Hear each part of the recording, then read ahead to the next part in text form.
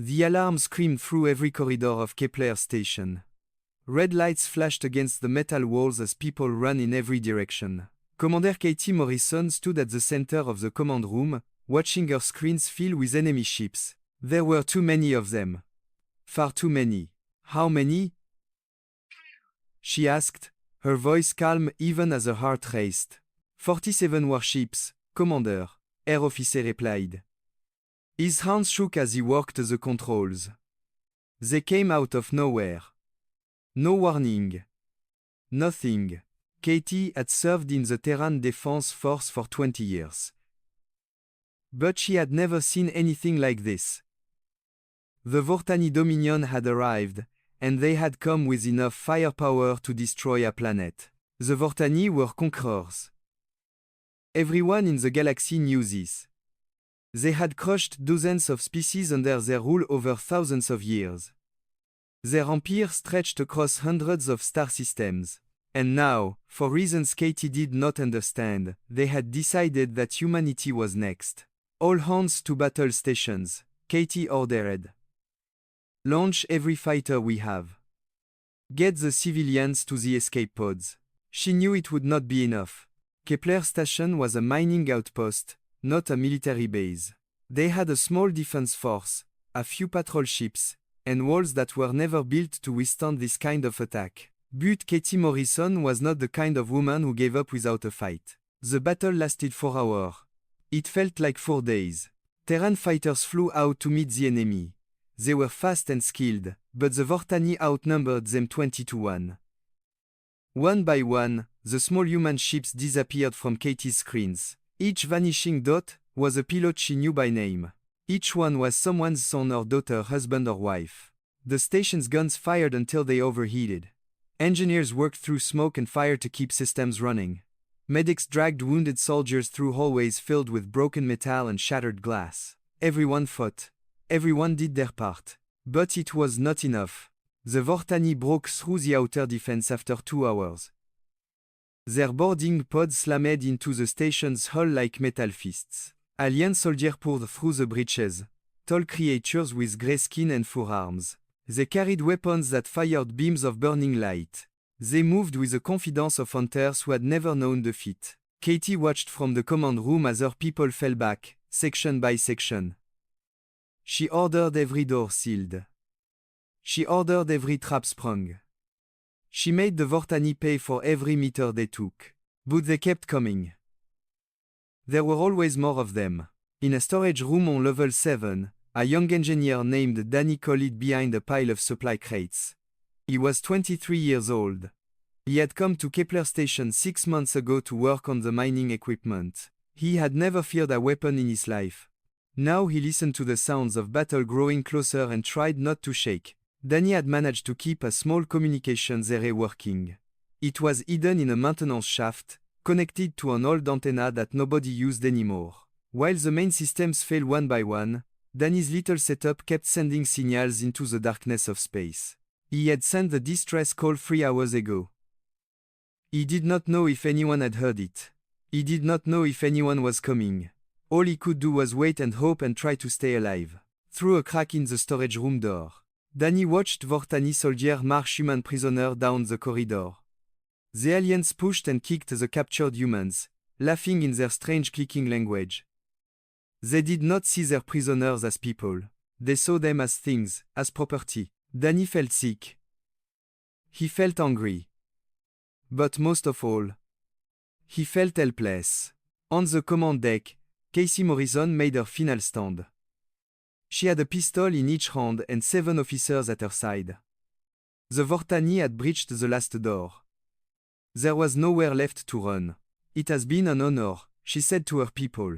They nodded. They raised their weapons. They did not beg. They did not cry. They were Terran, and Terrans did not surrender. The door exploded inward. Katie fired until her pistols were empty. High above the dying station, Overlord Zetkar watched from his flagship with satisfaction. He was the commander of this invasion force, one of the highest-ranking officers in the Vortani Dominion. He had conquered the 11 species in his long career. Humanity would be the 12th.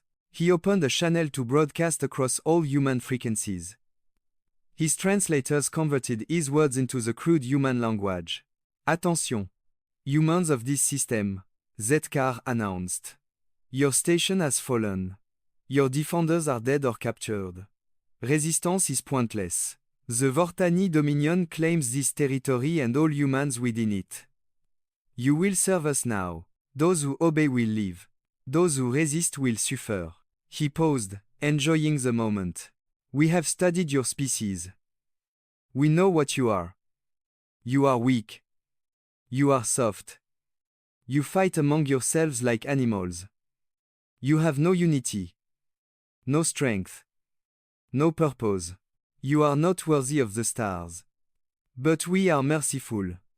Submit to us, and we will give your pathetic species a place in our empire. Refuse and we will erase you from existence. Zkar ended the transmission with a smile. He had given this speech many times before.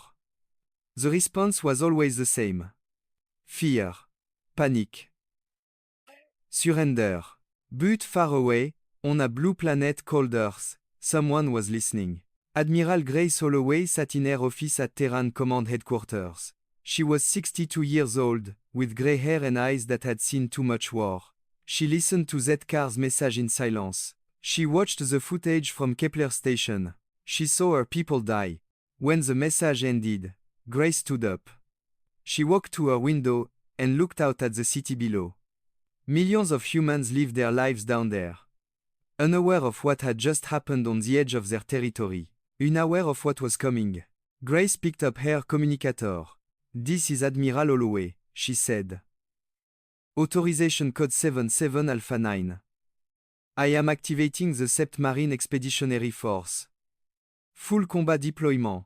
Tell Sergeant Major Hawkins that his people ship out in 6 hours.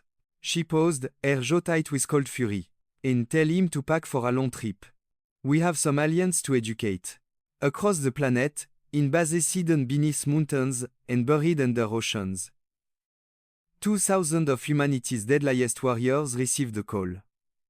They had trained for this moment their entire lives. They had hoped it would never come. But now that it had, they would answer.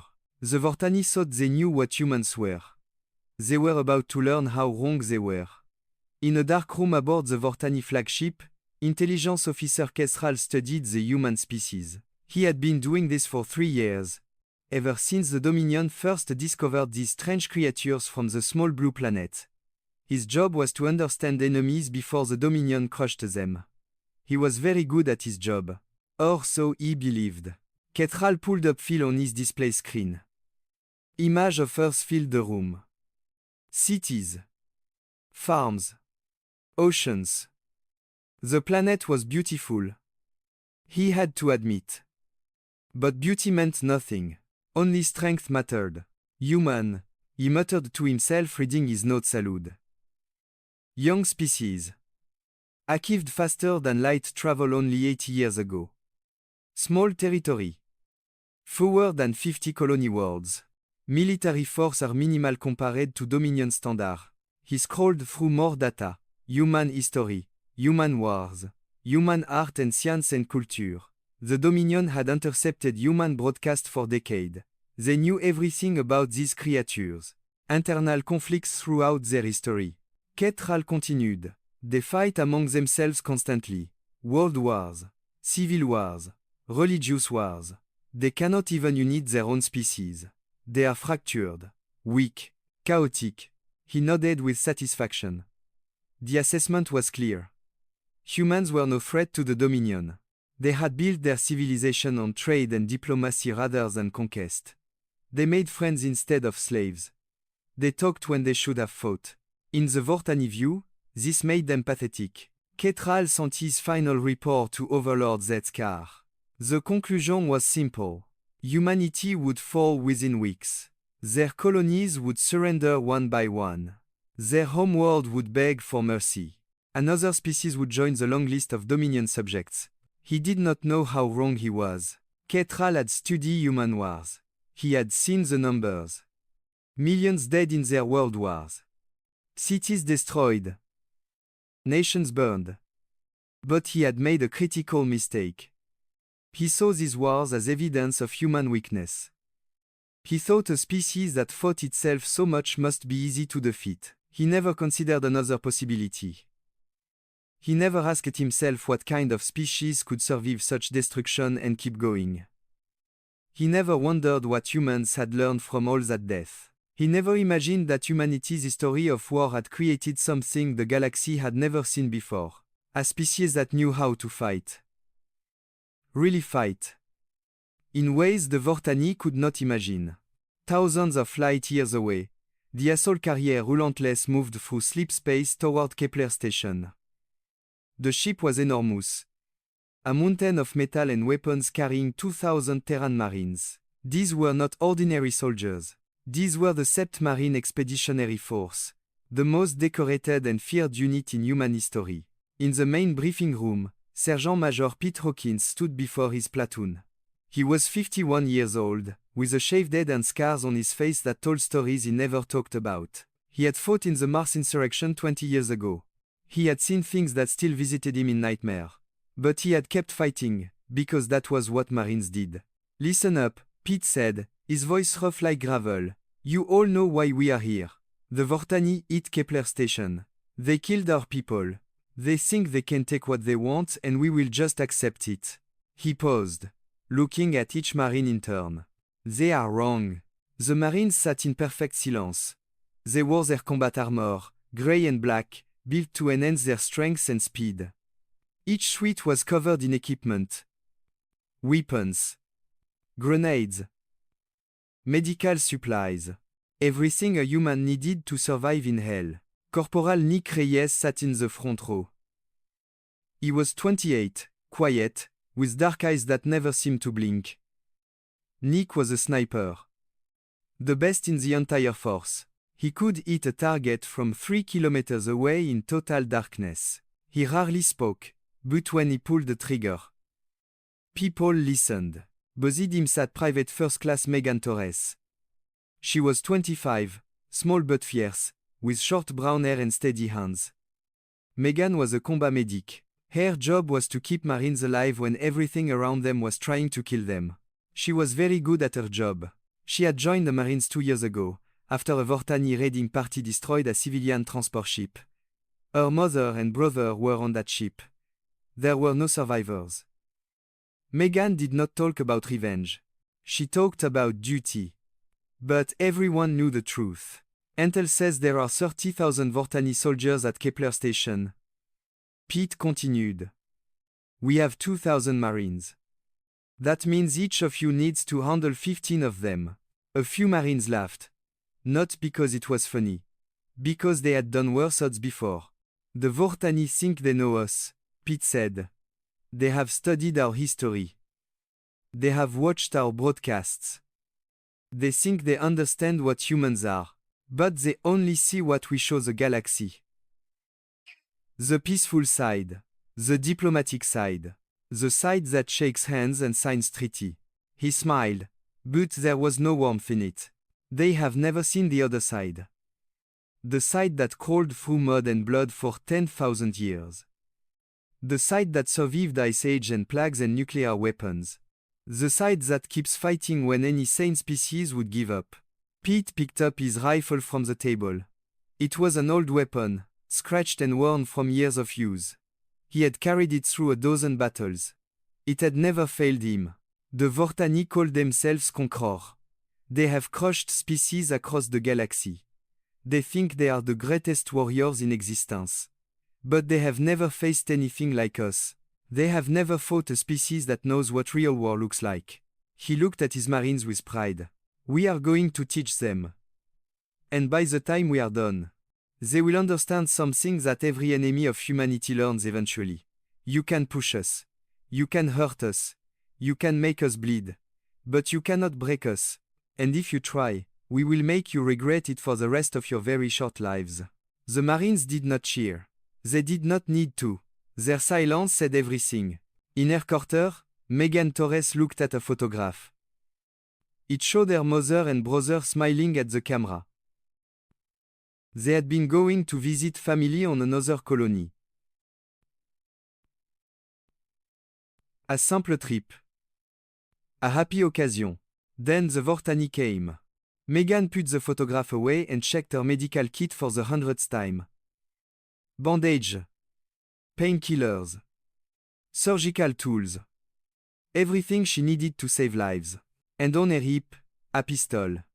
For when saving lives was not enough. The Relentless flew on through the darkness between stars, carrying its cargo of warriors toward a battle that would change the galaxy forever. The Vortani waited at Kepler Station, confident in their strength, certain of their victory. They had no idea what was coming. The Terran fleet arrived in the Kepler system like ghosts. They came through sleep space behind an asteroid field, using the rocks to hide their ships from Vortani sensors. Admiral Grace Holloway had studied 1,000 years of human military history. She knew that the best victories came from surprise. Launch the decoys, she ordered from her command ship. Small drones flew out from the fleet, each one broadcasting signals that made it look like a full warship. To the Vortani sensor, it seemed like the Terran attack was coming from the wrong direction. The alien fleet moved to intercept the false threat. That was when the real attack began. Drop pods fell from the Relentless like metal rain.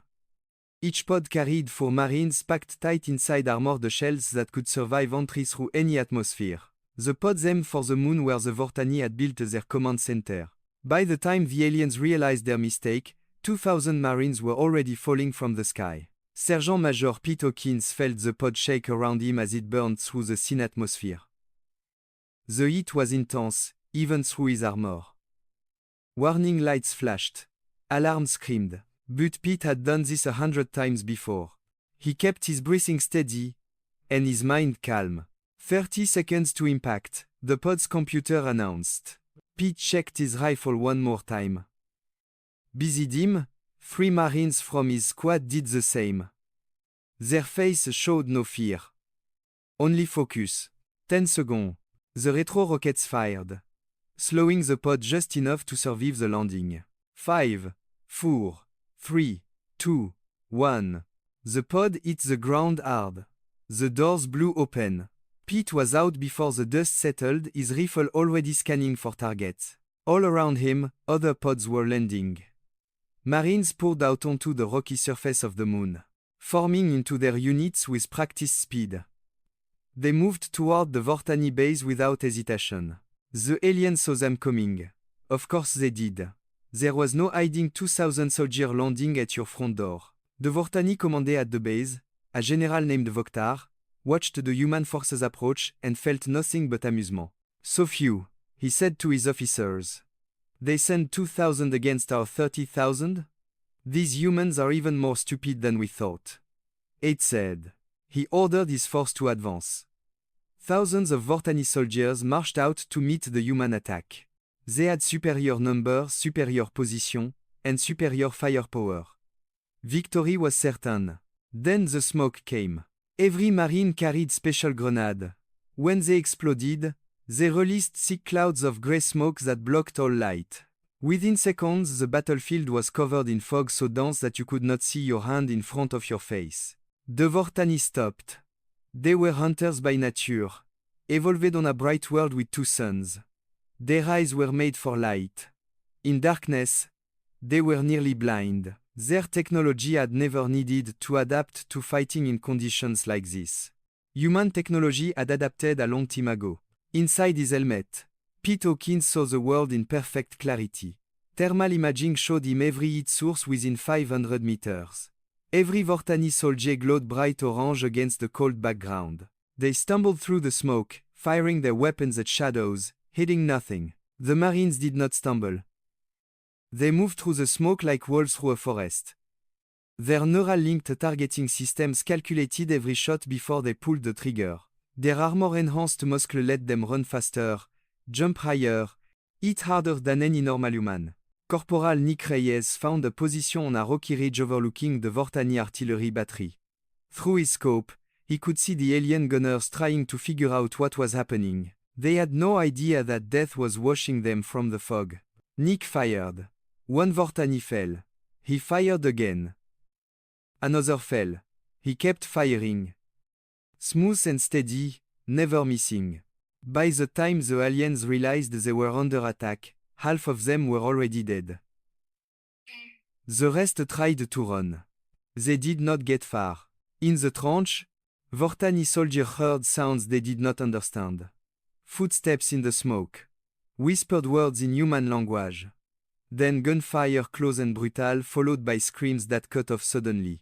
A young Vortani soldier named Keith pressed his back against the trench wall. His weapon shook in his forehands. He had been so confident this morning. The humans were weak. Everyone knew this. The Dominion would crush them easily. Now Keith was not sure about anything. Something moved in the smoke to his left.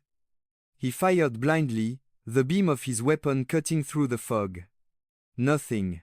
Then movement to his right. He spun and fired again. Still nothing. A hand grabbed his ankle. Keith looked down and saw a human marine rising from the ground.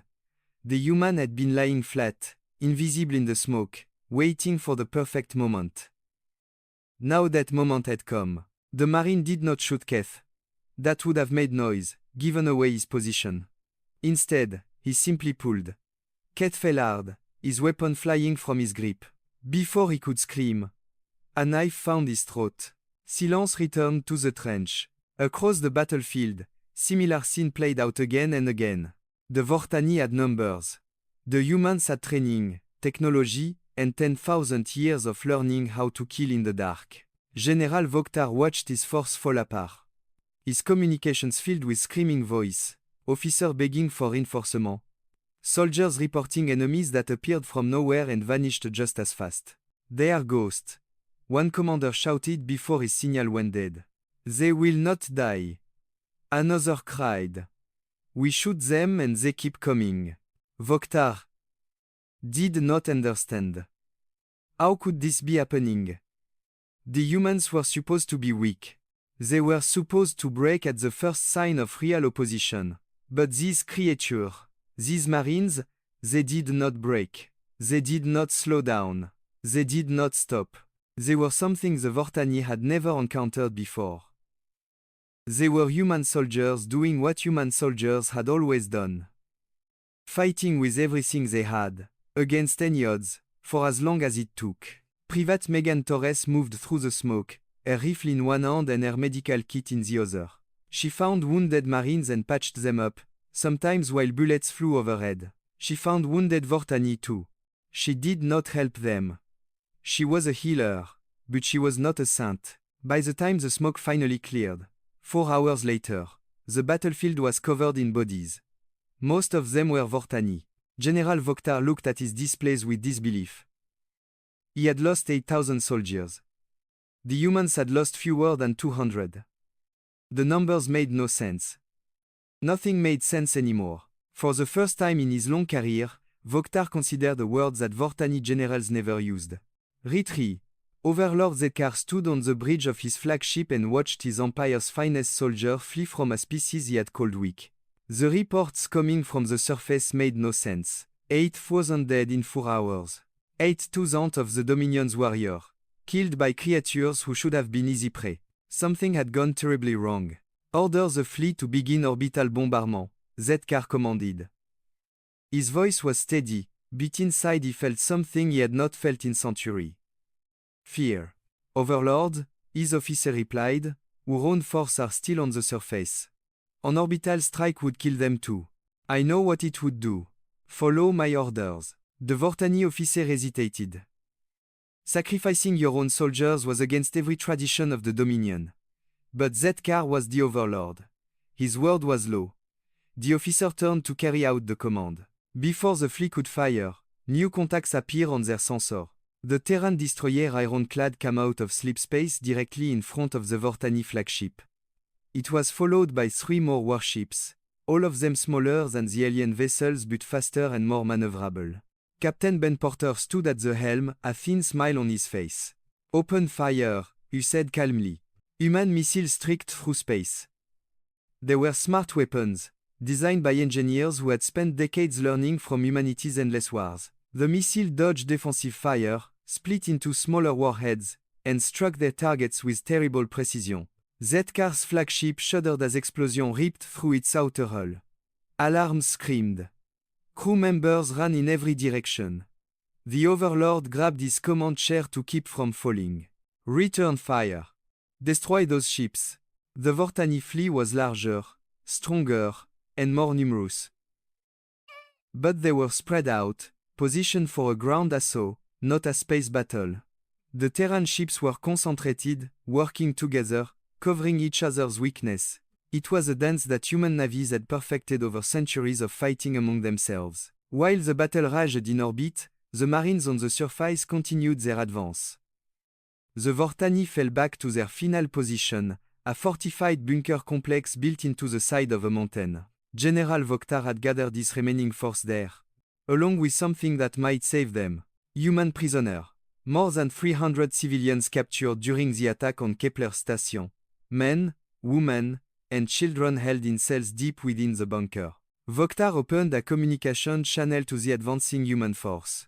Attention, human soldier, he said, his translated voice echoing across the battlefield. We have your people. 300 of them. If you continue your attack, we will kill them all. Stop your advance immediately and withdraw. This is not a request. The Marines stopped. Not because they were afraid, but because they needed to think. Sergeant Major Pete Hawkins knelt behind a rock, considering his option. The Vortani had hostage. That changed everything. Or did it? Pete opened his own communication channel. Vortani commandé. This is Sergeant Major Hawkins of the Terran Marines. We hear your message. We are sending someone to talk. He turned to look at the soldiers around him. His eyes found Megan Torres. Torres, you are up. Megan nodded. She understood what was needed. She removed a rifle and handed it to another Marine. She kept only her medical kit and a small pistol hidden in her boot. Then she picked up a white flag from their supplies and walked out into the open. The Vortani watched her approach with confusion. A single human, carrying a flag of surrender, walking slowly toward their lines. What was this supposed to mean? Were the humans giving up after all? General Vokhtar ordered his soldiers to let her pass. He was curious. Perhaps these creatures had finally learned their place. Megan walked through no man's land, past the bodies of fallen Vortani and the burned wreckage of their equipment. She kept her eyes forward, her steps steady. Inside, her heart was pounding. But she did not let it show. She stopped 50 meters from the bunker entrance. A group of Vortani officers came out to meet her, their weapons ready. General Vokhtar was among them, his forearms crossed over his armored chest. You come to surrender? Vokhtar asked through his translator. Megan shook her head. No, I come to offer you a chance. The general laughed. The sound was harsh and clicking, wrong to human ears. You offer us a chance. We have 30,000 soldiers. We have your people in cage. What could you possibly offer us?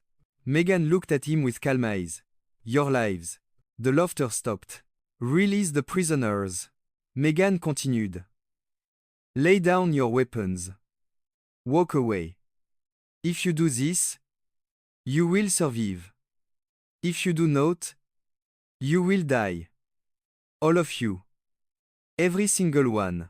Vokhtar stared at her.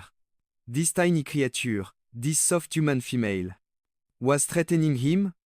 Threatening the Vortani Dominion? The idea was absurd. You are insane, he said. You have fewer than 2,000 soldiers left. We outnumber you 15 to 1. We have fortified positions, heavy weapons, and hostage you cannot rescue without killing them yourselves. You have nothing. Megan smiled. It was a sad smile. The kind that comes from knowing something terrible. You still do not understand, she said. You have studied our history. You know that we fight among ourselves. You think this makes us weak. But you never ask the right question. She paused, letting the silence grow heavy. You never ask what we learned from all that fighting. You never wondered why we survived when other species would have destroyed themselves. You think we choose peace because we are soft. We choose peace because we know what happens when we choose war. She turned and began walking back toward her own lines. Wei, Voktar called out. You cannot just leave. You have not negotiated anything. Megan stopped but did not turn around. There is nothing to negotiate. I gave you the choice. You made your decision. Now you will see what happens next. She continued walking. The Vortani officers watched her go, uncertain for the first time. Voktar tried to think of something to say, some way to regain control of the situation. Before he could speak, the smoke began to rise again. Not from grenades this time. From smoke generators carried by Marines who had crawled through the darkness to surround the entire bunker complex. The grey fog rolled in from every direction, swallowing the battlefield in thick silence. And then, from somewhere, in that silence, came the sound of boots. Hundreds of boots. Thousands of boots. Moving through the smoke like a heartbeat. The Vortani had demanded the humans beg for mercy. Now they would learn what begging really meant. The bunker shook as explosion ripped through its outer walls. Shaped a charge, designed by human engineers who had spent generations perfecting the art of breaking through fortifications, tore open doors that were supposed to be unbreakable. The Marines did not wait for the dust to settle. They poured through the breaches like water through cracks in a dam. General Voktar screamed orders into his communicator, but nobody was listening anymore. His soldiers were fighting for their lives in every corridor, every room, every corner of the complex. The smoke made it impossible to see. The noise made it impossible to think. And the humans, those soft weak humans, were everywhere at once. Sergeant Major Pitokins led his squad through the main entrance. His rifle never stopped moving, tracking from target to target with smooth precision. Behind him, his marines spread out information, covering each other, advancing together. A Vortani soldier appeared from a doorway, weapon raised. Pete shot him before the alien could pull the trigger. Another came around the corner. Pete shot him too. There was no anger in Pete's face. No joy. Just focus. Just the job. Hostages are on level 3, Pete said into his communicator. Everyone else, keep pushing. Corporal Nick Reyes had already reached level 3. He moved through the smoke like a shadow, his pistol replacing his sniper rifle in the close quarters. 2 guards stood outside the cell block where the human prisoners were held. Nick killed them both with quick shots before they even knew he was there. He opened the door. 300 faces looked up at him. Men and women and children, dirty and scared, crammed into cells meant for half their number. They had heard the battle raging above them. They had feared the worst. Now they saw a human face looking back at them. Terran Marines, Nick said simply. We are here to take you home. We are here to take you home. A woman in the front cell started crying. Others joined her. Some laughed. Some prayed. A young boy pushed his face against the bars and whispered.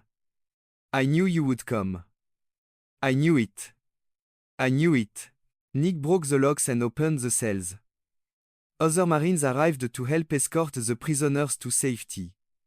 As they passed Nick, many of them reached out to touch him. As if they needed to make sure he was real. He was real. They all were.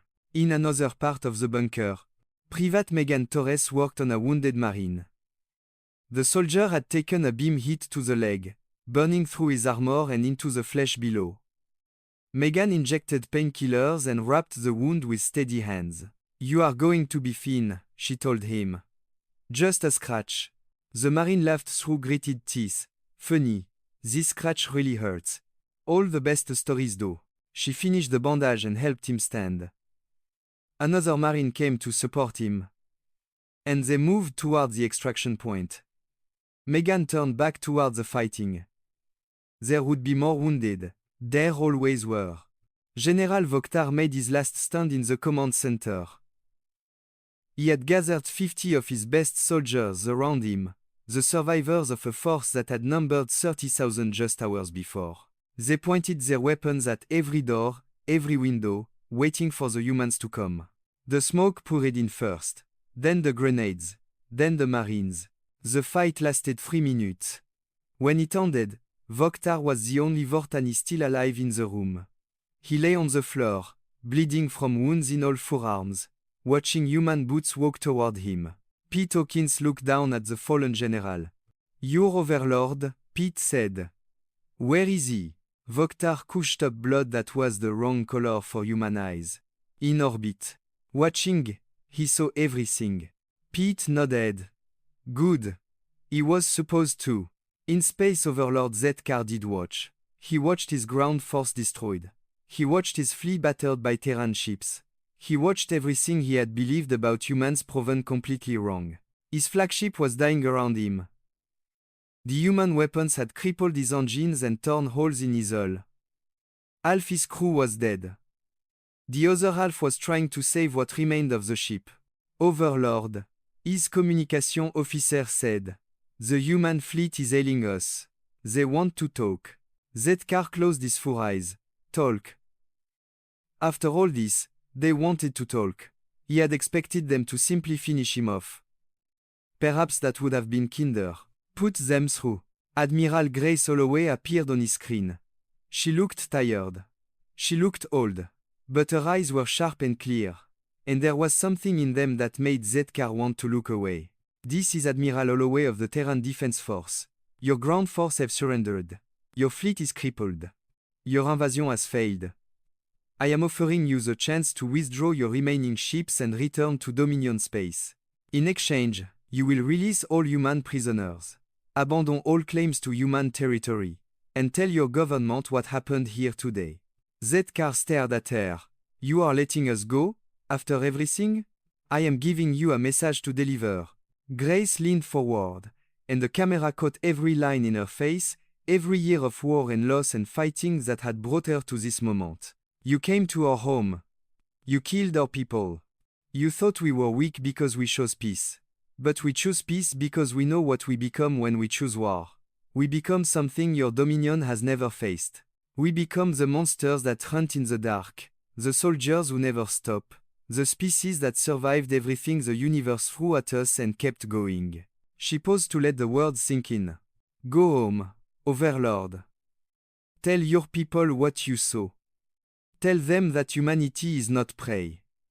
Tell them that if they ever return to our space, we will not offer mercy a second time." The transmission ended.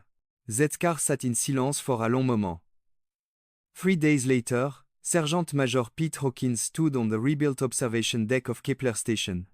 The bodies had been removed. The fires had been put out. Life was slowly returning to normal. He held a photograph in his hands. A young woman smiled at the camera, dark hair blowing in a wind that existed only in memory. His daughter. She had been visiting Kepler Station when the Vorsani attacked. She had not made it to the escape pods. Pete had not told anyone. He had not asked for special treatment or time off. He had done his job, led his Marines, and saved 300 people. Now, finally, he allowed himself to mourn. He placed the photograph against the base of a new memorial being built in the station's main plaza. Thousands of other photographs and flowers and handwritten notes surrounded it. So many lives lost. So many stories ended. The inscription at the top of the memorial was simple. They asked the universe for peace. When denied, they taught the universe why. Pete saluted the memorial and walked away. There would be other battles, other enemies, other wars. But for today, the job was done. Humanity had sent its message. The galaxy would remember.